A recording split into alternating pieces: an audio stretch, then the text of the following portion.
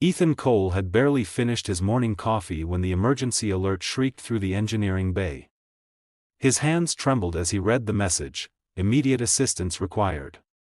Alien vessel Zephyra, 7. Energy core critical failure. He'd been stationed on the Interstellar Coalition's orbital platform for 6 months, but this was his first direct contact with an extraterrestrial crew. The airlock hissed open, revealing a ship that seemed to pulse with bioluminescent veins running along its organic-looking hull. Beautiful and terrifying in equal measure. "You're the engineer?" A voice cut through his wonder, sharp, commanding, with an otherworldly resonance that made his chest vibrate. Commander Lyra stood before him, and Ethan forgot to breathe.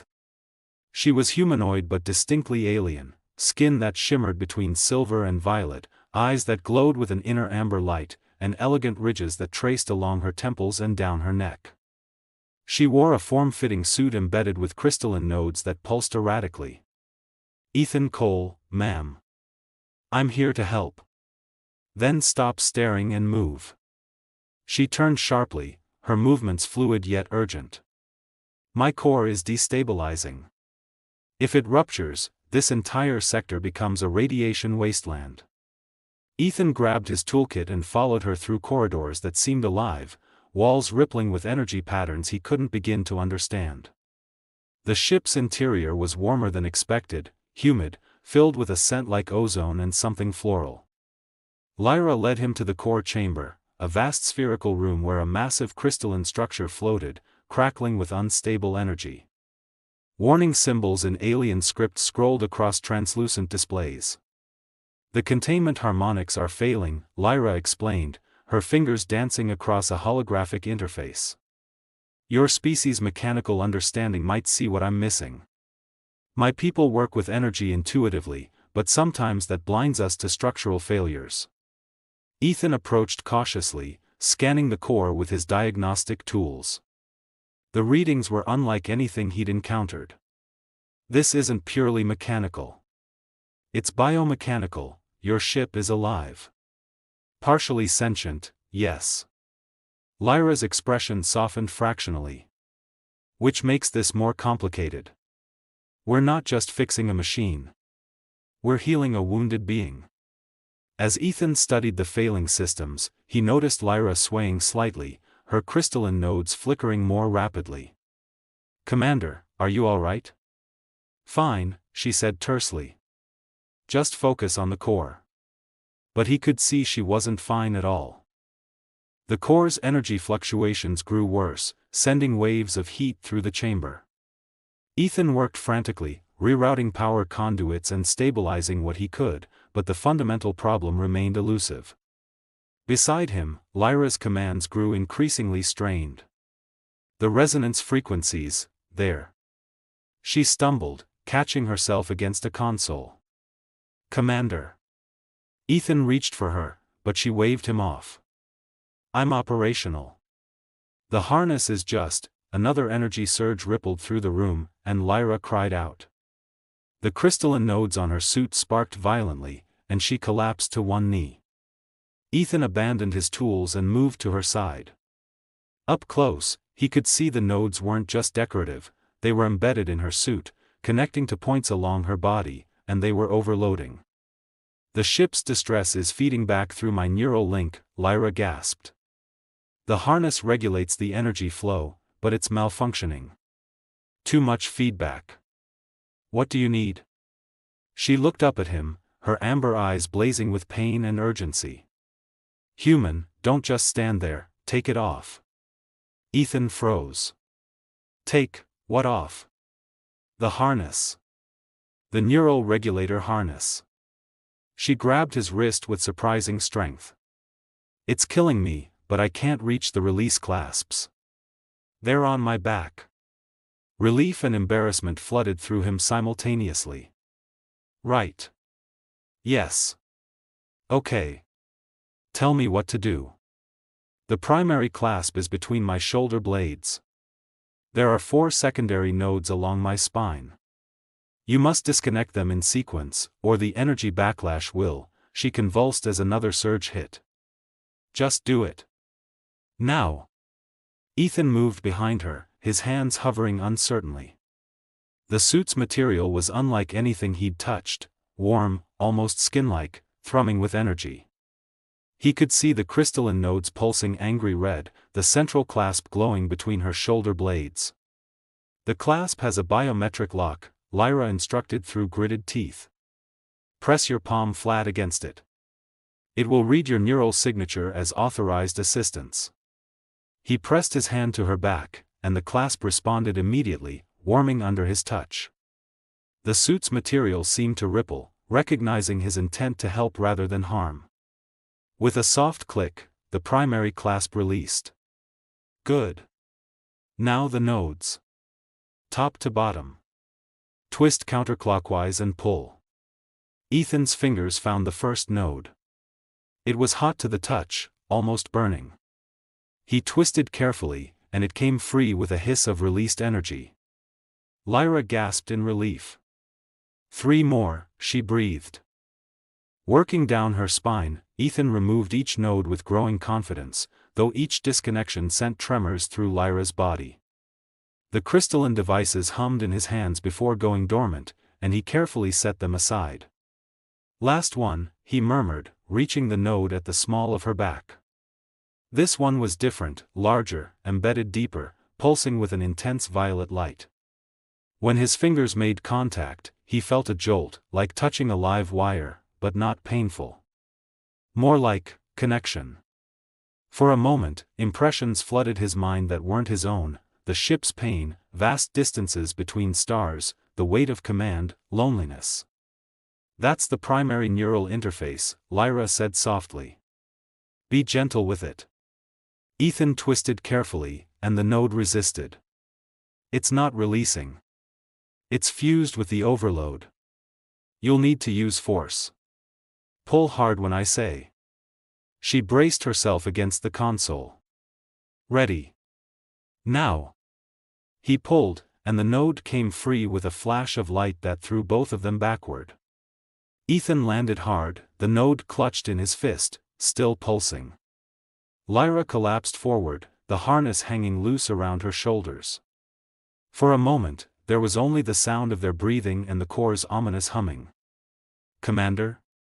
Ethan scrambled to his feet. Are you hurt? Lyra slowly straightened, letting the damaged harness slide from her arms. Beneath it, her suit's material had taken on a softer glow, returning to its normal shimmer. She rolled her shoulders experimentally, and for the first time since he'd met her, she smiled. I can think clearly again. She turned to face him, and something in her expression had changed. The rigid commander's mask had cracked, revealing genuine gratitude. Thank you, Ethan Cole. That took courage. My people's technology can be dangerous to touch. I noticed. He held up the node, which had finally gone dark. What is this, exactly? A neural translator. It allows me to interface directly with the ship's consciousness. Feel its pain as my own, guide it with intention rather than commands. She took the node from his hand, their fingers brushing. The intimacy required for such work is why my people rarely accept outsiders aboard our vessels. But you called for me. I had no choice. Pride becomes irrelevant when lives are at stake. She glanced at the core, which continued its dangerous fluctuations. Speaking of which, we still have a ship to save. About that, Ethan said, moving back to his diagnostics. I think I've found the problem, but you're not going to like it. Lyra joined him at the console, standing close enough that he could feel the warmth radiating from her skin. Without the harness, she seemed less armored, more present. Show me, she said. Ethan pulled up his scans, highlighting the core's crystalline matrix. See these fractures? They're propagating through the primary lattice. It's not a power regulation problem, it's structural. The crystal itself is cracking. Lyra's face fell. No. That's impossible. Our cores are grown over decades, bonded to the ship's consciousness. If the core dies, the ship dies. Can you grow a new one? Not in time. The fractures will reach critical mass within hours. She touched the holographic display, her hand trembling. I've commanded this vessel for 15 cycles. I've shared consciousness with her, felt her joy in the star winds, her curiosity about the universe. Her voice cracked. She's not just a ship. She's alive. Ethan watched her grief and felt his engineer's mind racing. There had to be a solution. He studied the scans again, rotating the three-dimensional model, examining the fracture patterns. Wait, he said slowly.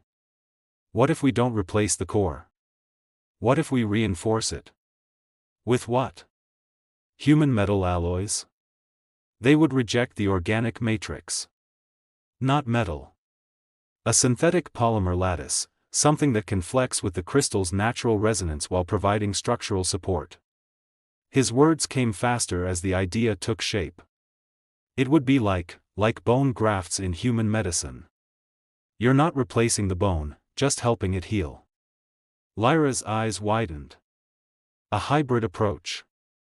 Combining your mechanical principles with our biological systems. She began working the console beside him, pulling up data on the core's resonance frequencies. The polymer would need to match these exactly, or the ship would reject it as a foreign presence. Can your ship's system synthesize the right compound? If we can calculate the correct formula. She looked at him with new respect. This is why we needed human ingenuity. My people would never think to merge the mechanical with the living. We see them as separate. Everything's alive in its own way, Ethan said. Even machines have rhythms, patterns, needs. You just have to listen. They worked together, Lyra providing the biological data while Ethan calculated structural requirements. The process required unprecedented cooperation, her intuitive understanding of the ship's consciousness combined with his analytical approach to materials science. There, Lyra finally said. That formula should work. Beginning synthesis now. The ship hummed, and Ethan could swear he felt something like relief rippling through the walls. How long? He asked. 20 minutes to synthesize, then we apply it directly to the fractures. You'll need to do it manually, thread the polymer through the crystal lattice while I guide the ship's acceptance. That sounds dangerous. Extremely. The core's energy could kill you instantly if it surges. She met his eyes. I won't order you to do this. Ethan thought of the living ship, wounded and afraid. He thought of Lyra's grief at the thought of losing her partner. Tell me what to do. The synthesized polymer emerged from the ship's fabrication system, glowing with a soft blue light. Ethan held the syringe-like applicator, which felt warm and strangely alive in his hands. The ship knows you're trying to help, Lyra said softly. She'd positioned herself at the main console, her hands hovering over the controls. I'll maintain the resonance field and suppress energy spikes, but I need you to trust me completely. If I say move, you move. No hesitation. Got it. Ethan approached the floating core, acutely aware of the crackling energy surrounding it. This close, he could see the fractures clearly, dark lines splitting the luminous crystal like lightning frozen in amber. Beginning field suppression, Lyra announced. You have a 3-minute window. Go.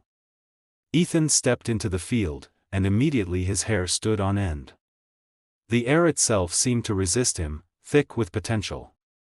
He raised the applicator to the first major fracture and pressed the trigger. Polymer flowed into the crack, spreading through the crystalline matrix like glowing veins. It's working, Lyra breathed. The ship is accepting the compound. Next fracture, lower left. They fell into a rhythm, Lyra directing, Ethan moving precisely, the ship responding to their combined efforts. He could almost feel what she described, a presence that wasn't quite sentient but wasn't entirely mechanical either. Something in between, aware and hopeful. Energy spike incoming. Lyra shouted. Get clear. Ethan dove backward as a burst of energy erupted from the core. He hit the floor hard, shielding his face. When he looked up, Lyra had thrown herself between him and the core, her arms spread wide, somehow channeling the energy away from him through her own body. Lyra, no. Stay down. Her form glowed brilliant violet, absorbing the surge. When it subsided, she collapsed. Ethan reached her in seconds, gathering her into his arms. Her skin was feverishly hot, her breathing shallow. But her eyes opened, fixing on his face. Finish it, she whispered. 2 more fractures. I'll hold. You're hurt. The ship is dying. Finish it. Her hand found his. I trust you. Those 3 words carried more weight than any command. Ethan laid her gently down and returned to the core, working with desperate speed. The final 2 applications went perfectly, polymer sealing the fractures completely. The change was immediate and dramatic. The core's erratic pulsing smoothed into a steady rhythm. The angry red color faded to warm gold. Throughout the ship, systems stabilized, and Ethan heard what sounded like a sigh of relief echoing through the walls. He rushed back to Lyra, helping her sit up. Color was returning to her face, her breathing steadying. You did it, she said, smiling. You saved her. We did it. Together. He helped her stand, and they faced the now stable core. How do you feel? Exhausted. Grateful. She turned to him, and her hand remained in his. When I called for human assistance, I expected competence. I didn't expect this. Partnership. Understanding. Maybe our species aren't as different as we think. Perhaps not. Lyra's thumb brushed across his knuckles, a gesture that seemed both alien and intimately familiar. The coalition will require a full report. And my ship will need monitoring during the healing process. So you'll be staying in this sector? For several weeks, at least. Her amber eyes held his. I'll need an engineer I trust. Someone who listens to the living systems around him. Someone who would risk his life for a ship he'd just met. Ethan felt warmth spread through his chest that had nothing to do with the core's energy. I think I can clear my schedule. Good. Lyra squeezed his hand before releasing it. Because that strange request was only the beginning, Ethan Cole. If you're willing to continue this partnership, I suspect we have much more to discover together. As they walked back through the now peaceful corridors of the living ship, Ethan realized that what had started as an emergency call had become something far more significant. A bridge between worlds. A connection between beings who'd learned to see past their differences. And perhaps, with time, something even deeper. The ship hummed contentedly around them, as if approving of this new alliance. For once, Ethan thought, the universe had aligned perfectly, all because he'd been willing to answer a strange request from an alien commander who'd needed his help. Sometimes, he reflected, the most extraordinary journeys begin with the simplest acts of trust. The end.